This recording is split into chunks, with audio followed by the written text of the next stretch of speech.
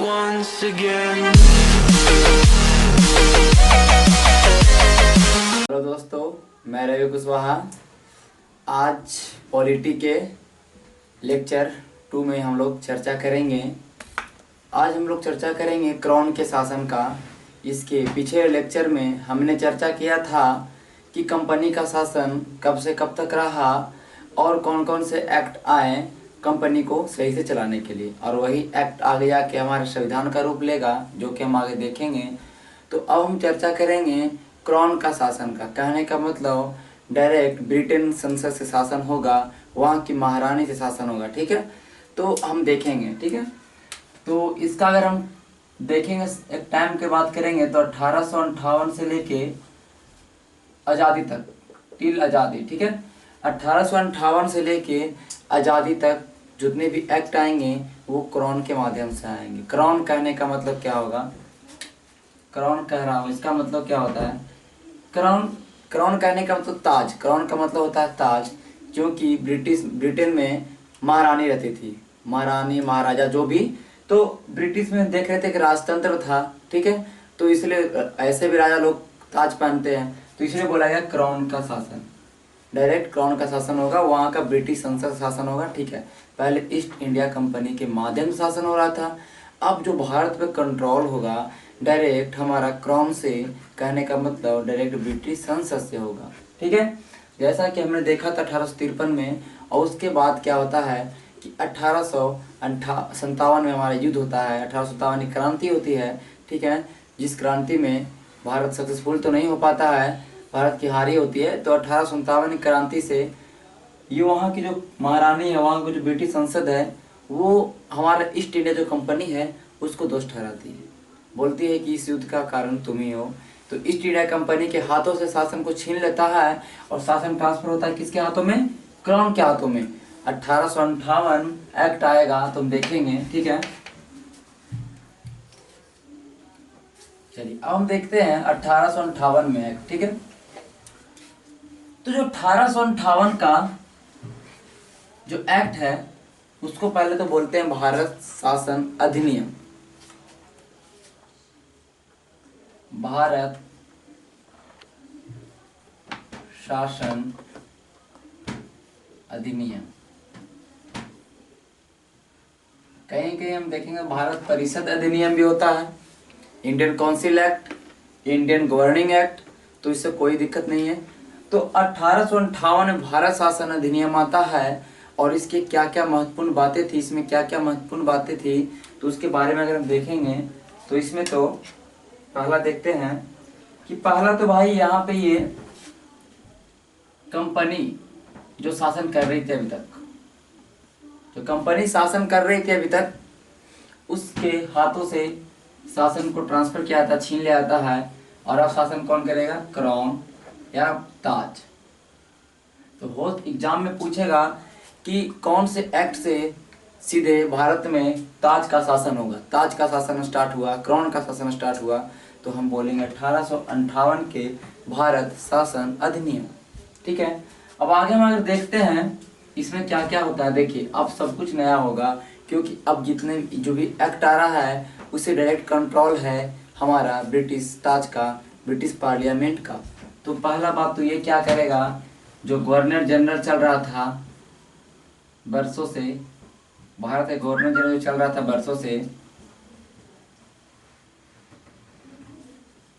मुझे ऐसा लग रहा है कि आप लोगों ने मेरा पहला वीडियो देखा हो तो उसमें मैंने बताया था कि गवर्नर जनरल कब हुआ, गवर्नर को गवर्नर जनरल कब होने लगा, फिर बंगाल से भारत कब हुआ। मैंने सारे चीज़ के बारे में चर्चा किया था एक एक करके। ठीक है, तो जो भारत का गवर्नर जनरल था उसको नया नाम दिया जाएगा, उसको नया नाम दिया जाएगा। और नाम क्या दिया जाएगा हमारा?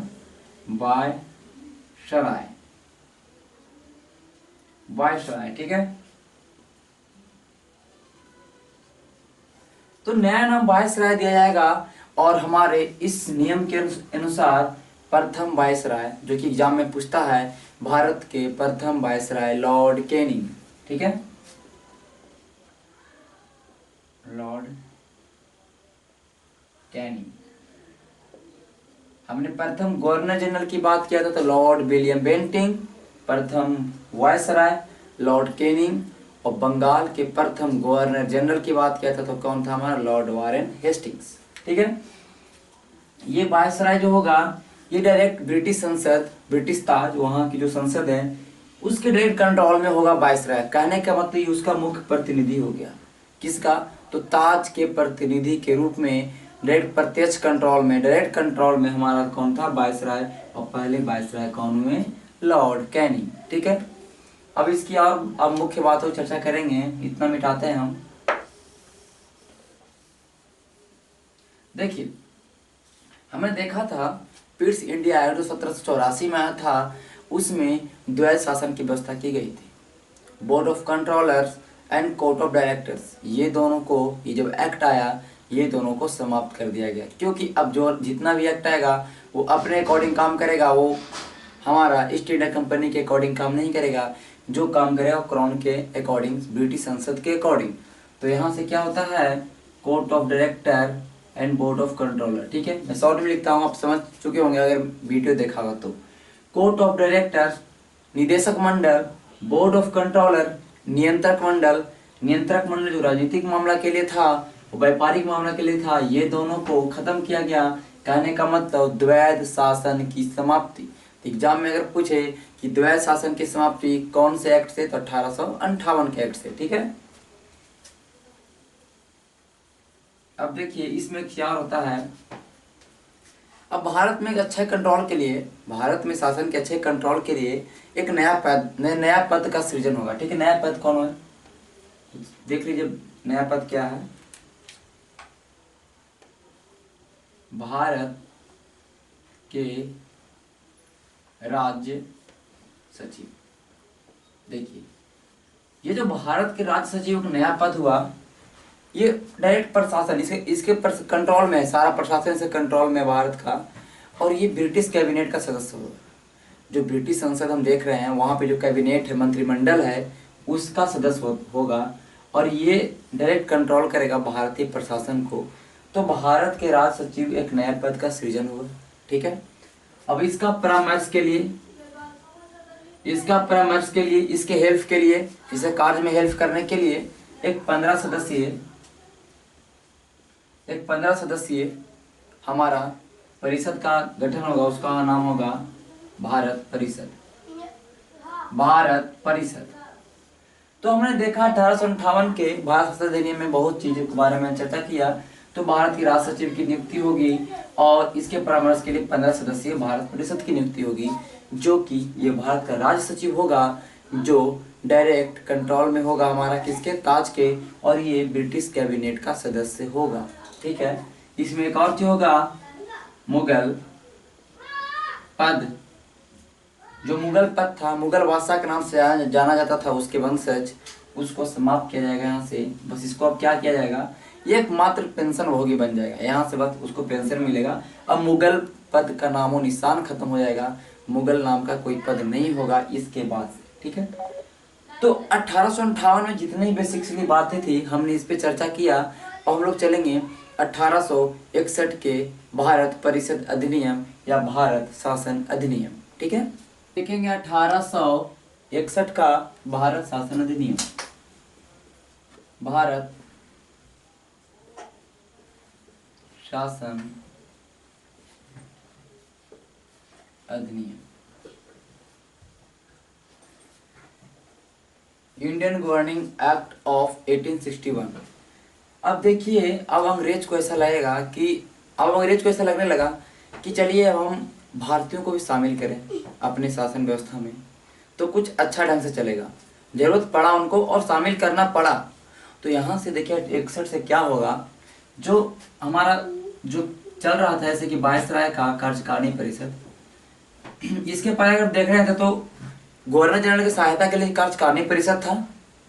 उसमें कुछ सदस्य होते थे जो गवर्नर जनरल को परामर्श देते थे, गवर्नर जनरल को हर जगह हेल्प करते थे। तो अब तो हम वायसराय बोलेंगे उसको। तो वायसराय का जो कार्यकारिणी परिषद था, इसमें भारतीयों को शामिल किया गया। ठीक है, वायसराय के कार्यकारिणी परिषद में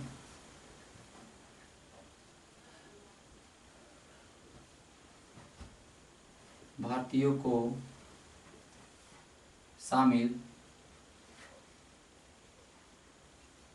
ठीक है।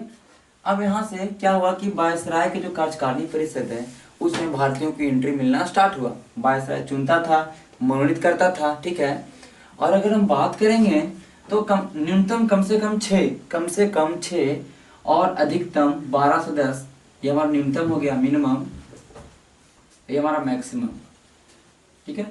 तो मिनिमम 6 सदस्य और मैक्सिमम 12 सदस्य, कहने का मतलब कम से कम 6 और ज़्यादा 12 सदस्य को मनोनीत कर सकता था हमारा वायसराय। और ये सदस्य, इसमें से जो भी सदस्य इसमें जो भी मनोनीत करेगा तो इसमें कम से कम आधा सदस्य जो होगा ना, आधा सदस्य आधा जितना मनोनीत करेगा, जैसे कि मान लेते 10 मनोनीत किया तो उसमें 5 सदस्य कम से कम गैर सरकारी होना चाहिए। गैर सरकारी कहने का मतलब समझ रहे हैं आप कि वो हमारा कार्यकारिणी परिषद या हमारा विधान परिषद उस समय चल रहा था, केंद्रीय विधान परिषद, उसका सदस्य नहीं था, ठीक है। ये डायरेक्ट किसी को ही मनोनीत कर रहे थे वायसराय, किसी भारतीय को, ठीक है। तो इसमें गैर सरकारी सदस्य कम से कम आधा होना चाहिए और न्यूनतम 6 और 12। तो अगर एग्जाम में पूछ दे कि भारतीयों को कार्यकारिणी परिषद में पहली बार कब स्टार्ट हुआ, तो 1861 के भारत शासन अधिनियम में, ठीक है। इसमें देखिए और हम देखेंगे,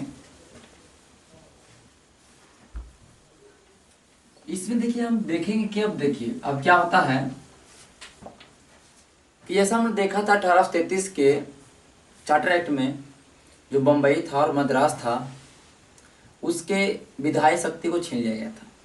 कहने का मतलब उनको लाभ बनाने का जो भी उनके पास ताकत था, शक्ति था, उसको वापस ले लिया गया था।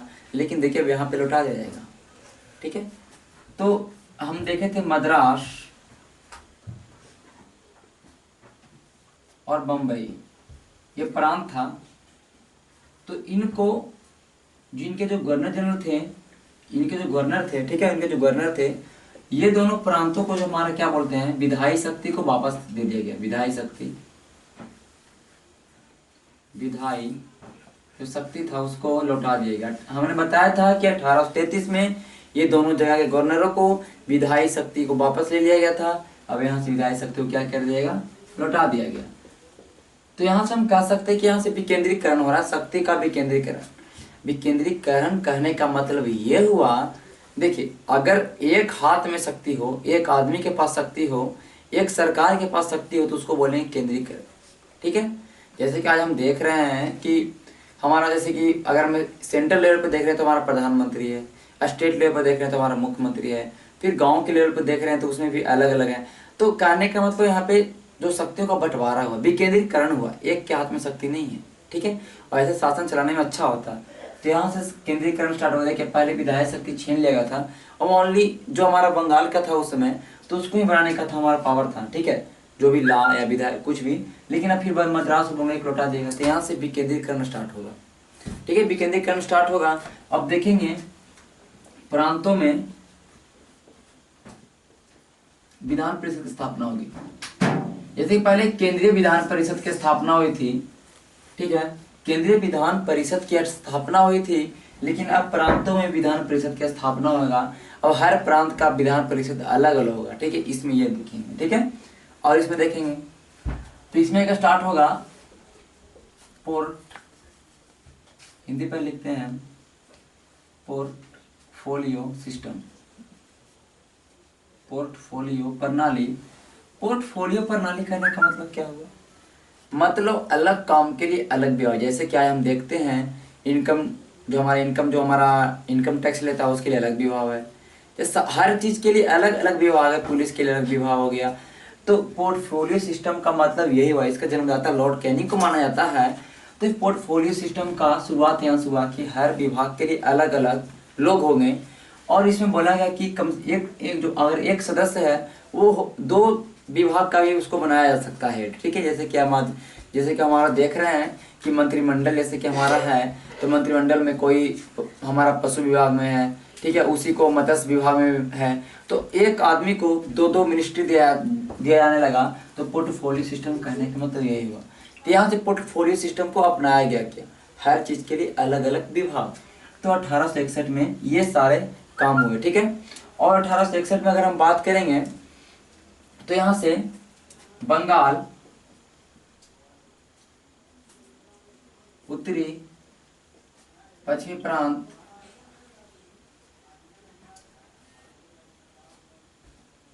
ठीक है, बंगाल, उत्तरी पश्चिमी प्रांत और हमारा पंजाब, ये तीनों जगह अलग अलग विधान परिषद की स्थापना हुई। ये तीन जगह अलग अलग विधान परिषद की स्थापना हुई। कहने का मतलब यहाँ पे शक्ति का विकेंद्रीकरण हो रहा है, ठीक है, विकेंद्रीकरण हो रहा है। तो 1861 में इतना ही था। अब हम चलेंगे 1892 का भारत शासन अधिनियम, ठीक है। तो अब देखेंगे हम 1892 का भारत शासन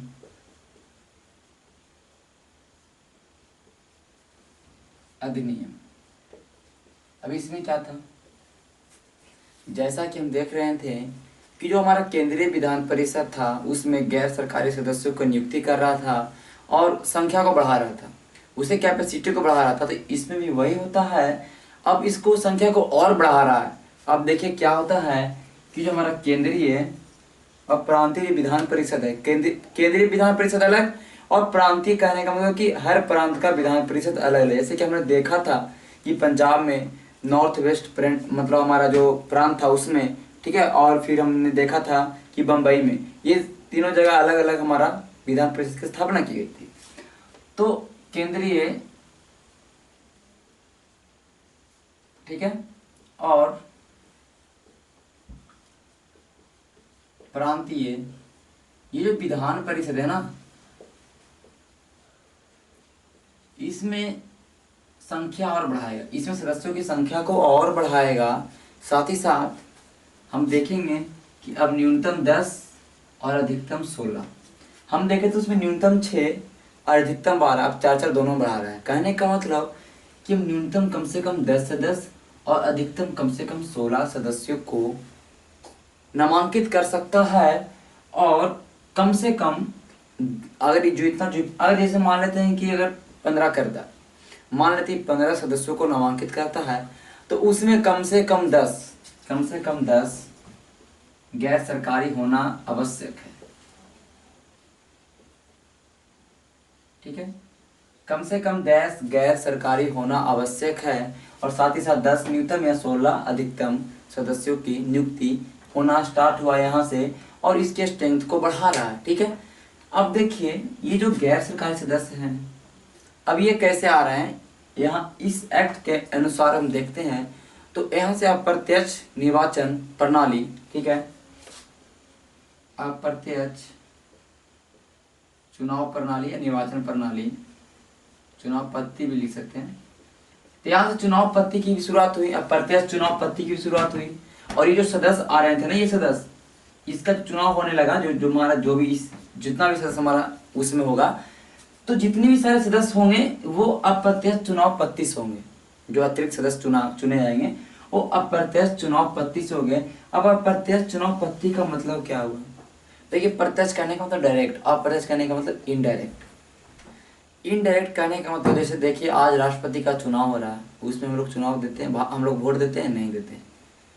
हम लोग का वोट कौन देता है, तो हमारे द्वारा जो चुने गए एमपी, ठीक है, एमएलए, वो सब वोट देते हैं। हमारे जो चुनाव होता है, इसके हम बताएंगे राष्ट्रपति के बारे में कौन कौन उसको वोट देता है।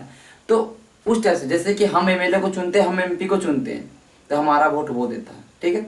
तो उसी तरह अप्रत्यक्ष चुनाव पद्धति का शुरुआत हुआ यहाँ पे। जैसे कि जैसे जनता लोग यहाँ पे वोट नहीं दे रहे थे, अब ये कैसे चुना रहे थे, तो जैसे कि नगर निगम हो गया हमारा, उसमें जो नगर निगम चल रहा था, ठीक है, विश्वविद्यालय हो गया उसमें जो भी चल रहा था, तो यही सबसे चुनाव क्या रहे थे हमारा, जो भी सरकारी गैर सरकारी सदस्य थे और जो भी हमारे जो अतिरिक्त सदस्य थे, ठीक है।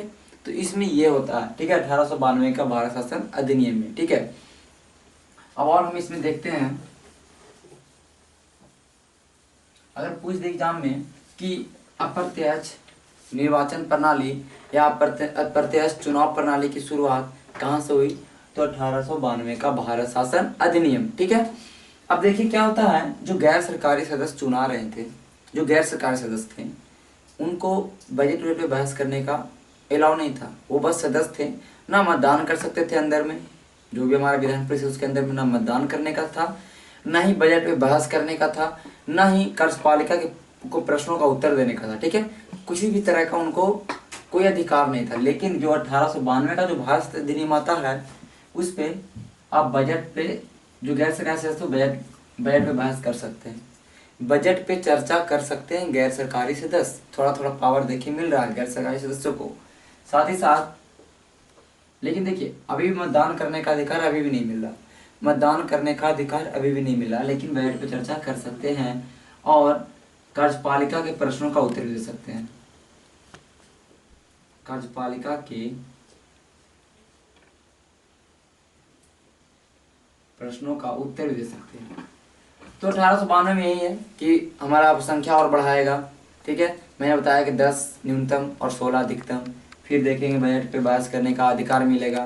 तो फिर अप्रत्यक्ष निर्वाचन चुनाव प्रणाली का स्टार्ट होगा। तो हमको जो जो फैक्ट है वही देखेंगे। ठीक है, हमको पूरा डिटेल नहीं जानना है, हमको बस पूरा फैक्ट देखते आना है। और इससे इतना ही सवाल आता है, इससे जो जो सवाल आता है वही मैं बता रहा हूँ। ठीक है, जो डिटेल में होगा उसकी चर्चा डिटेल से हम करते भी हैं। ठीक है, तो अब हम चलेंगे, अब हम देखेंगे 1919 का भारत शासन अधिनियम। ठीक है, भारत, हम लिखते हैं शॉर्ट में भारत शासन अधिनियम। ठीक है, ये समझ जाइएगा। ठीक है, अब 1919 का जो भारत शासन अधिनियम है ना, उसको एक और नाम से जानते हैं, मार्ले मिंटो सुधार या मार्ले मिंटो अधिनियम। अब बताइए मार्ले मिंटो अधिनियम क्यों बोलते हैं, इसके पीछे कुछ ना कुछ तो होगा कारण। तो पहले तो लिख देते हैं हम, मार्ले मिंटो अधिनियम या सुधार। ठीक है, मार्ले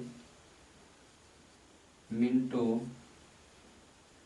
रिफॉर्म्स। ठीक है, अभी देखिए मार्ले मिंटो रिफॉर्म या मार्ले मिंटो सुधार अधिनियम, इसका नाम क्यों पड़ा, क्योंकि ये जो मार्ले है ना, ये मार्ले ये उस समय भारत का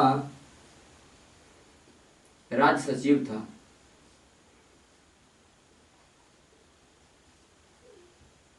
राज्य सचिव के बारे में मैंने पहले बता दिया 1858 में। ठीक है, और मिंटो क्या था, तो वायसराय था।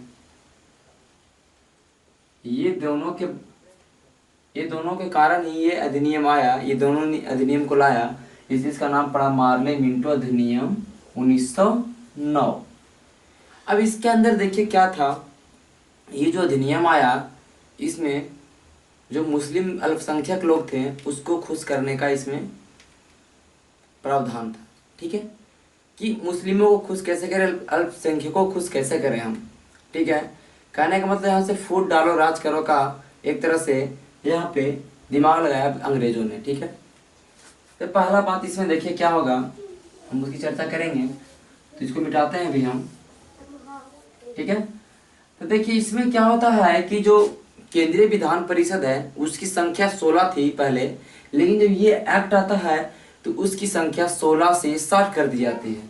ठीक है, 16 से 60 सदस्य होगा कहाँ, केंद्रीय विधान परिषद में। ठीक है, देखिए संख्या बढ़ा रहे हैं, केंद्रीय विधान परिषद जहाँ की 16 सदस्य थे अब 60 सदस्य होंगे। ठीक है, साथ ही साथ जो भी गैर सरकारी सदस्य होंगे उनको कुछ और ज्यादा पावर मिलेगा। ठीक है, बजट पे संकल्प करने का मिल जाएगा, पूछताछ करने का पावर मिलेगा। ठीक है, इसमें देखिए सबसे जो बड़ी बात है हम उसकी चर्चा करेंगे। तो सांप्रदायिक चुनाव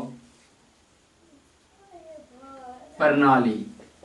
अब देखिए सांप्रदायिक चुनाव प्रणाली कहने का मतलब क्या हो, सेपरेट इलेक्टोरल सिस्टम। ठीक है, सेपरेट, इसका इंग्लिश में बोलेंगे सेपरेट इलेक्टोरल। ठीक है, इलेक्टोरल सिस्टम। ठीक है, देखिए सेपरेट इलेक्टोरल सिस्टम कहने का मतलब कि जो जिस संप्रदाय का होगा या कॉमनली बोलते थे जिस कम्युनिटी का होगा और वो खड़ा हुआ है चुनाव में, तो उसको उसी कम्युनिटी के लोग वोट देंगे। जैसे कि और ये किसके लिए था? तो उस मुस्लिम के लिए था। मैंने पहले बताया कि मुस्लिमों को खुश करने के लिए। अगर कोई मुस्लिम चुनाव लड़ता है उसमें विधान परिषद के अंदर, अगर कोई चुनाव लड़ता है उस समय, तो मुस्लिम जो भी खड़ा है उसको केवल मुस्लिम वोटर ही वोट दे सकते हैं। तो यहाँ से सांप्रदायिक चुनाव प्रणाली का स्टार्ट हुआ। और इसकी अगर जन्मदाता की बात करेंगे तो मिंटो, लॉर्ड मिंटो जो वायसराय था, लॉर्ड मिंटो को इसका जन्मदाता के रूप में मानते हैं सेपरेट इलेक्टोरल सिस्टम के। ठीक है, तो सांप्रदायिक चुनाव प्रणाली पूछेगा तो कहाँ से होगा? 1909 से। केंद्रीय विधान परिषद में सदस्यों की संख्या बढ़ाई जाए किससे? तो 1909 से। ठीक है, तो 1909 में इतना ही था।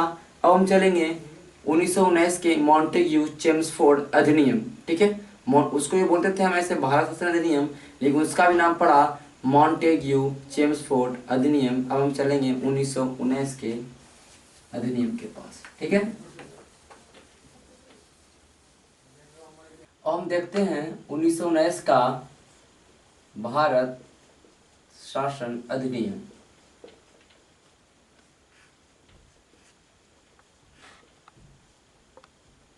ठीक है, मैंने पहले बताया कि 1919 का जो भारत शासन अधिनियम है इसका अन्य नाम है मॉन्टेग्यू चेम्सफोर्ड अधिनियम। ठीक है,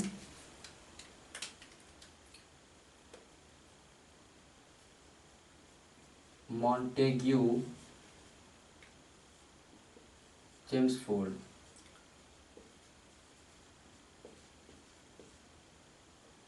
मॉन्टेग्यू चेम्सफोर्ड अधिनियम क्यों बोला गया? क्योंकि जो मॉन्टेग्यू थे उस समय भारत के राज्य सचिव और चेम्सफोर्ड उस समय भारत के वायसराय। ठीक है, तो ये हमारे राज्य सचिव और चेम्सफोर्ड थे हमारे वायसराय, इसलिए इसका नाम पड़ा मॉन्टेग्यू चेम्सफोर्ड अधिनियम 1919। अब देखिए जो ये आएगा, ये जो एक्ट आएगा इसमें क्या होगा? हमारा जो केंद्र है उसमें, ठीक है, हमारा केंद्र में द्विसदनात्मक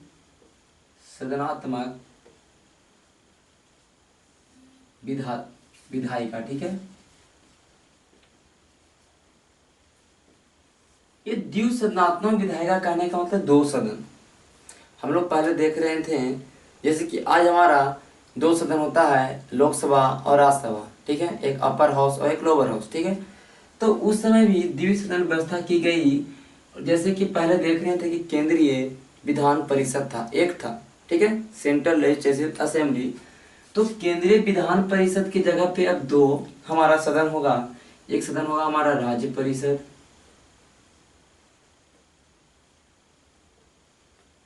और एक हमारा होगा विधान सभा।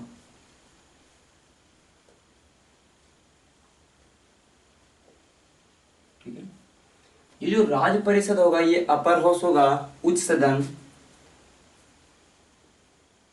उच्च सदन, अपर हाउस, और ये हमारा हो जाएगा निम्न सदन, लोअर हाउस। जैसे कि आज हम देख रहे हैं राज्यसभा और लोकसभा, जैसे कि राज्यसभा को अपर हाउस बोलते हैं और लोकसभा को हम लोग निम्न सदन बोलते हैं। ठीक है, और देखिए जो राज्य परिषद था इस सदस्यों की बात करेंगे, इसके कुल अगर जैसे कि राज्य परिषद जो राज्यसभा नहीं, राज्य परिषद। ठीक है, तो उस समय जो राज्य परिषद था उसके सदस्यों की अगर हम बात करेंगे तो हमारा सदस्य था 60, और इसकी विधानसभा के परिषद सदस्यों की संख्या की बात करेंगे तो 144। ठीक है, 60 में देखिए 36 सदस्य तो हमारा चुना के आएगा, और जो 24 सदस्य होगा वो मनोनीत होगा। मनोनीत, जैसे कि आज भी मनोनीत करते हैं राष्ट्रपति हमारे। ठीक है, तो हमको ये याद रखना है कि 60 में से 24 मनोनीत होगा राज्य परिषद में से, और 144 में उस समय 40 मनोनीत हो रहा था। कहाँ से? विधानसभा में। ठीक है, ये हमारा था द्विसदनात्मक विधायिका। तो अगर एग्जाम में पूछ दे कि द्विसदन विधायिका स्टार्ट कहाँ से हुआ तो 1919 के भारत शासन अधिनियम से। ठीक है। साथ ही साथ देखते हैं इसमें, देखिए इसमें क्या होता है कि एक केंद्रीय सूची और प्रांतीय सूची दोनों को एक अलग अलग लिस्ट बनाया जाता है। केंद्रीय सूची का कहने का मतलब कि वैसे काम जो कि केंद्र सरकार के अंदर में है, जैसे कि आज भी हम देख रहे हैं कि रेलवे है जो केंद्र सरकार के अंदर में है, ठीक है, पुलिस है जो हमारा राज्य सरकार के अंदर में है, तो उस तरह भी उसमें बांटा गया क्योंकि थोड़ा लोड कम करने के लिए केंद्र पे, ठीक है, अलग अलग जैसे प्रांतीय अलग सूची बना दिया गया प्रांतीय सरकारों के लिए और केंद्र सरकारों के लिए अलग सूची बना दिया गया, ठीक है। तो इसमें एक अलग अलग सूची तैयार किया गया, ठीक है, ये पूछता है। फिर साथ ही साथ क्या किया गया कि प्रांतों में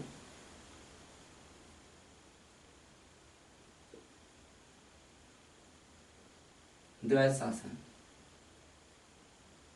देखिए केंद्र में द्विसदन और प्रांतों में द्वैध शासन 1919 से आता है।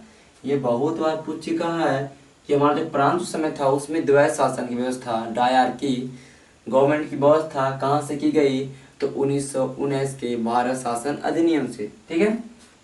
अब देखिए जो प्रांत था, जो हमारा प्रांत का जो विधान परिषद था उसके, सॉरी प्रांत का जो हमारा विधानसभा था प्रांतीय विधानसभा, उसके दो लिस्ट बनाए गए, उसके दो तरह के कार्य को बताया गया। एक कार्य था हमारा आरक्षित विषय पे, एक था हस्तांतरित,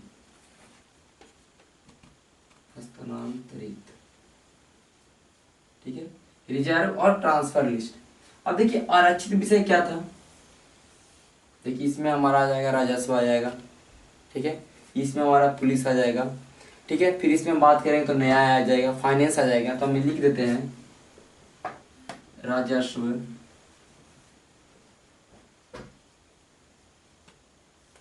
वित्त, न्याय। इसमें अगर हम बात करेंगे तो स्वास्थ्य आ जाएगा,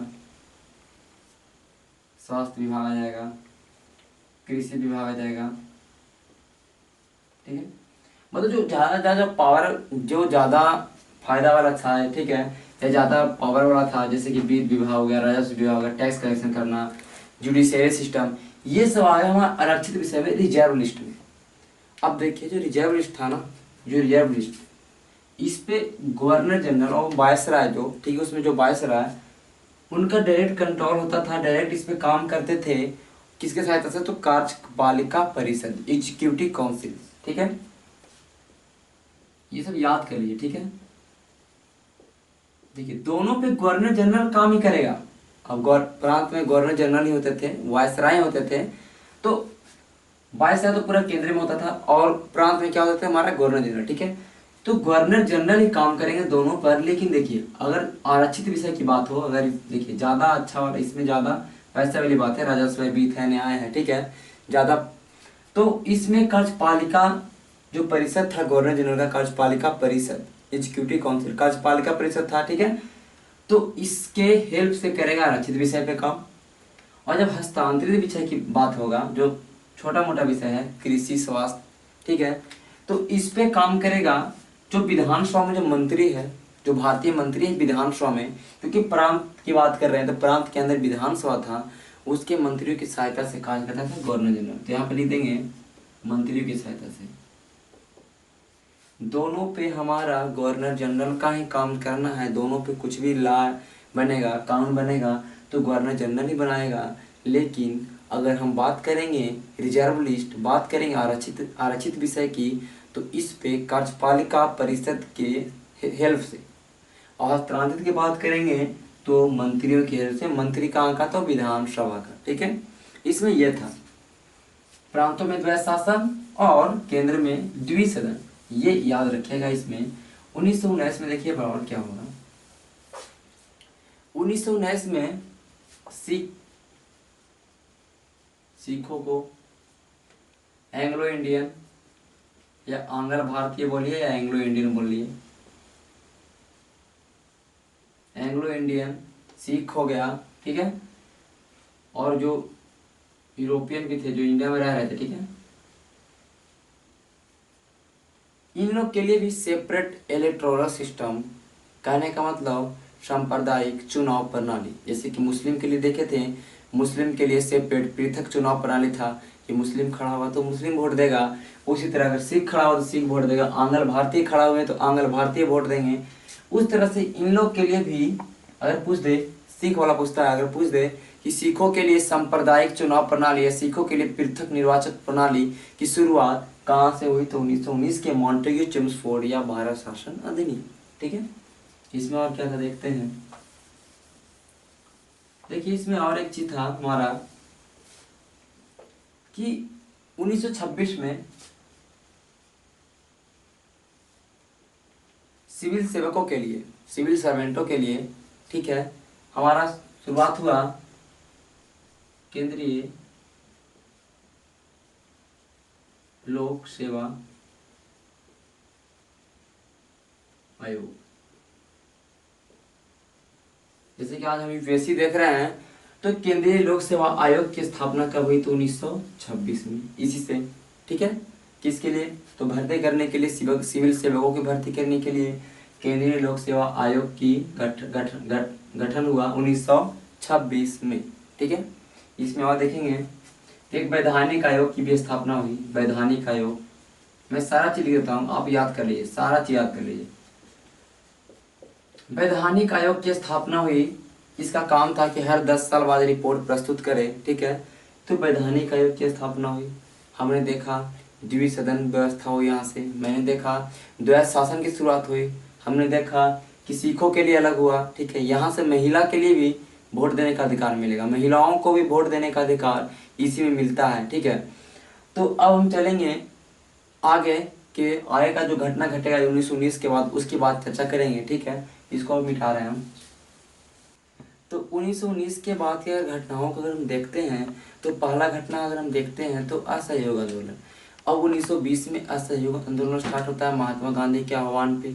ठीक है, तो लोग अब ब्रिटिश को क्या बोलते हैं उसको, मतलब कोऑपरेट नहीं कर रहे हैं। ठीक है, तो हम देख रहे हैं यहाँ पे अब राष्ट्रीय आंदोलन चरम सीमा पे है, राष्ट्रीय आंदोलन हो रहा है। अब जो भी एक्ट आ रहे हैं उसका विरोध हो रहा है, उसमें कमियां बोल रहे हैं भारतीय लोग। तो इसी को हमारा जो 1919 का भारत शासन अधिनियम है, इसके कमियों को दूर करने के लिए, इसके कमियों को देखने के लिए एक आयोग, वैधानिक आयोग, मैंने क्या बताया कि 1919 में वैधानिक आयोग की स्थापना किया जाना था। ठीक है, तो हर 10 साल बाद, मैंने क्या बोला था, हर 10 साल बाद रिपोर्ट प्रस्तुत करना। तो 1919 के कमियों को रिपोर्ट करने के लिए हमारा एक साइमन कमीशन आयोग गठित होता है। ठीक है, साइमन कमीशन, साइमन कमीशन या साइमन आयोग। ठीक है, साइमन कमीशन या साइमन आयोग का गठन होता है और ये भारत में आता है। भारत में आता है कब, ये भारत में आता है 3 फरवरी 1928 को। इसका काम होता है 1919 जो हमारा अधिनियम है उसके कमियों को देखना। लेकिन देखिए इसका विरोध होता है, भारतीय लोग इसका विरोध क्यों करते हैं, क्योंकि इसमें जितने सारे मेंबर हैं, जितने सदस्य हैं, इसमें 7 सदस्य होते हैं और सातों के सातों सदस्य हमारे अंग्रेज होते हैं, तो एक भी भारतीय नहीं होता। इसको, इसका नाम भी होता है व्हाइट कमीशन। तो अगर पूछते व्हाइट कमीशन के नाम से कौन जाना, तो साइमन कमीशन। ठीक है, व्हाइट कमीशन, क्योंकि सारे गोरे थे इसमें। ठीक है, तो साइमन कमीशन और साइमन आयोग का बहुत ज़्यादा ही विरोध होता है, हर जगह से विरोध होता है। यहीं लाहौर में इनका इसका विरोध करते करते लाला लाजपत राय का, क्या बोलते हैं उसको, लाठी चार्ज से उनका मृत्यु हो जाता है। ठीक है, तो हर तरह से इसका विरोध होता है साइमन कमीशन का, एक तरह से विफल होता है। लेकिन ये अपना रिपोर्ट पेश करता है, साइमन कमीशन अपना रिपोर्ट पेश करता है 1930 में। 1930 में अपना रिपोर्ट पेश करेगा और इसमें बोलता है कि जो हमारा जो प्रांतीय विधानसभा, प्रांतीय जो हमारा है उसका विस्तार किया जाए, राज्यों की विधानसभा का विस्तार किया जाए। फिर बोलता है कि जो हमारा सांप्रदायिक निर्वाचन प्रणाली है उसको रखा जाए। ठीक है, ये मतलब फिर बोलता है कि जो द्वैध शासन जो हमारा लगा हुआ है प्रांत में उसको खत्म किया जाए। इसका ये 3 काम था।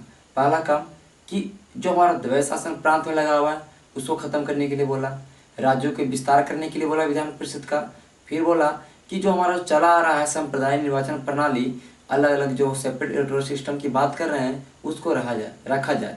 तो इसका ये था रिपोर्ट। ठीक है, लेकिन इसका विरोध होता है, ये फेल्ड होता है। ठीक है, अब हम देखेंगे कि साइमन कमीशन के बाद हम देखते हैं कि बहुत सारे कमियों को दूर करने के लिए शासन कैसे चलेगा। भारतीय लोग भी अब इसमें इंटरेस्ट ले रहे हैं, भारतीय लोग भी इसमें देख रहे हैं कि अंग्रेज अब हमारा मतलब एक तरह से देख रहे हैं कि आज़ादी की मांग कर रहे हैं भारतीय लोग बार बार, ठीक है। तो जो भी एक्ट आ रहा है उसके बारे में भी डिटेल से देख रहे हैं कि इसको सही से किया जाए।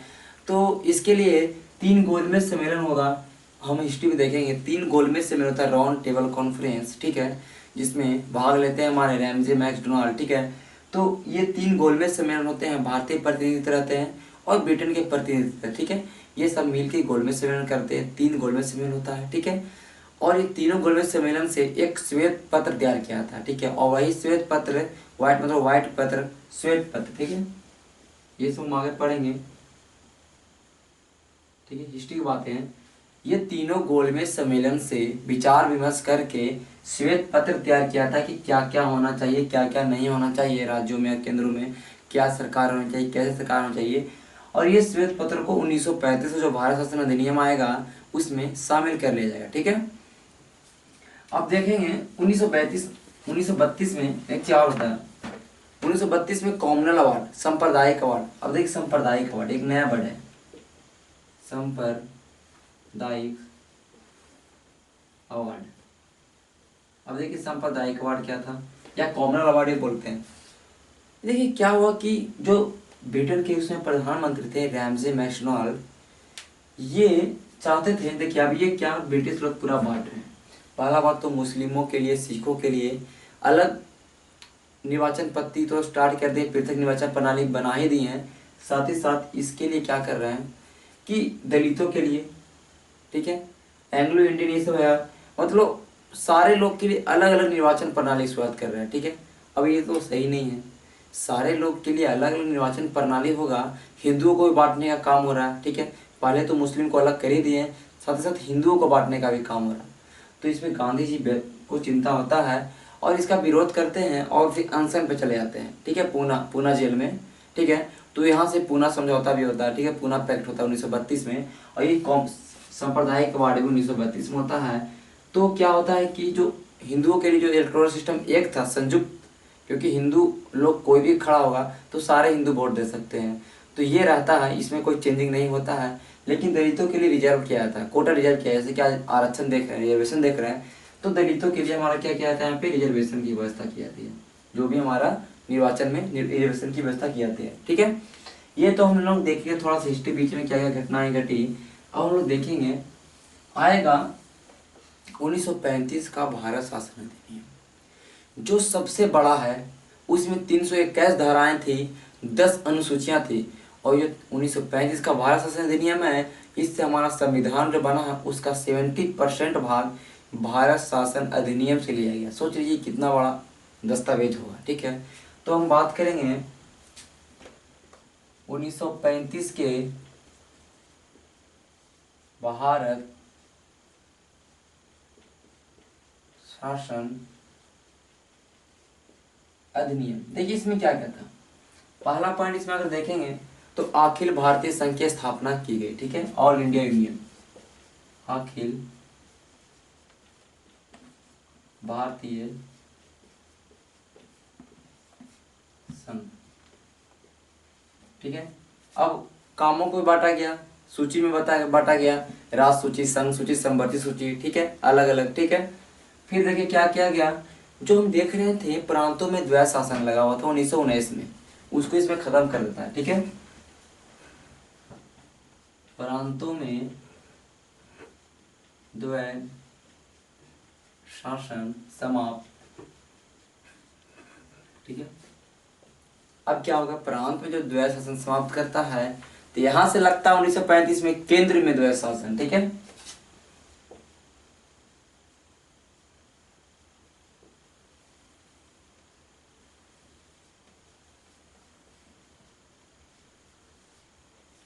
ठीक है, 1784 में द्वैत शासन लगा था। प्रांत का शासन 1919 में लगता है, 35 में केंद्र में द्वैत शासन लगता है। देखिए इसमें क्या होता है, प्रांतों की स्वायत्ता, स्वायत्ता कहने का मतलब इंडिपेंडेंस, फ्रीडम। प्रांत जो हमारा है उस समय उसको स्वायत्ता प्रदान किया गया, अधिक स्वायत्ता प्रदान किया गया। वो अब एक स्वतंत्र रूप से कार्य कर सकते हैं प्रांत, जो हमारा प्रांतीय विधान परिषद है, विधानसभा है वो, ठीक है। तो प्रांतों की स्वायत्ता बोला जाएगा। और केंद्र में द्वैध शासन स्टार्ट कहाँ से हुआ, तो 1935 के भारत शासन अधिनियम से। और प्रांतों में द्वैध शासन समाप्ति कहाँ से हुआ, तो भारत शासन अधिनियम से 1935 से। साथ ही साथ इसमें रिजर्व बैंक की स्थापना होती है। यहाँ से जो आप देख रहे रिजर्व बैंक, उसकी स्थापना होती है 1935 में, ठीक है।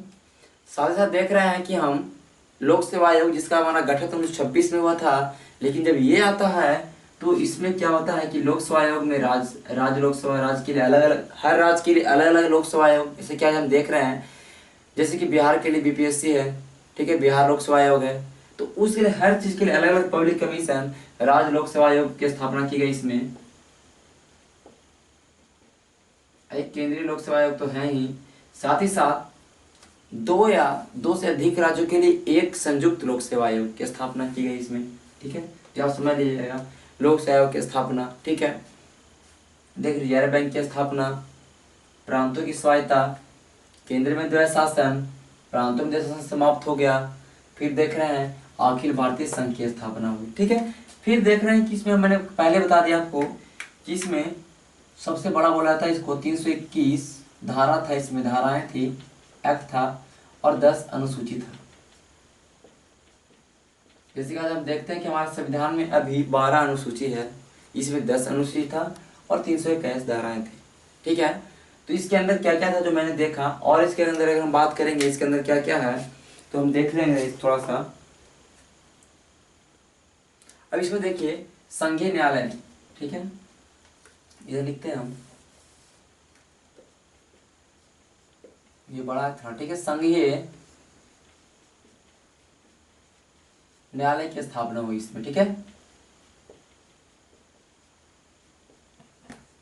इसमें संघीय न्यायालय की, एक न्यायालय की स्थापना हुई जो संघीय न्यायालय हुई, यूनियन जुडिशियरी हो, ठीक है। तो संघीय न्यायालय की स्थापना किससे हुई, इसे जो जो फैक्ट मैं लिख रहा हूँ इसको आपको याद करना है, ठीक है, एग्जाम में यही पूछता है, ठीक है।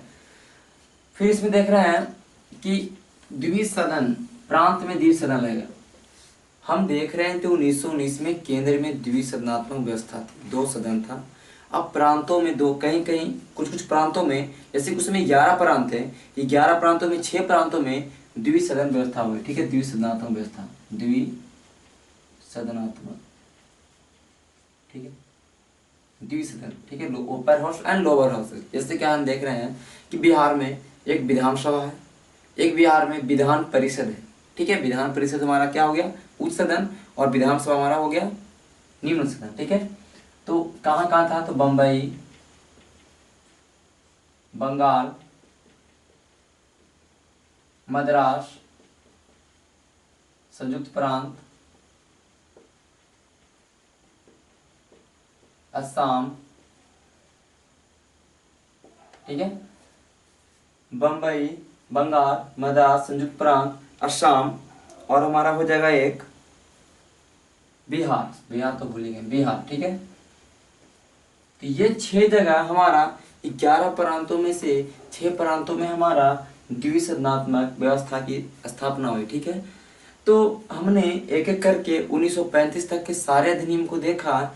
इसके बाद थोड़ा हम लोग जब चलेंगे, इसके बाद देखेंगे 1937 में एक चुनाव होगा, उसमें कहाँ कहाँ कांग्रेस की सरकार बनेगी।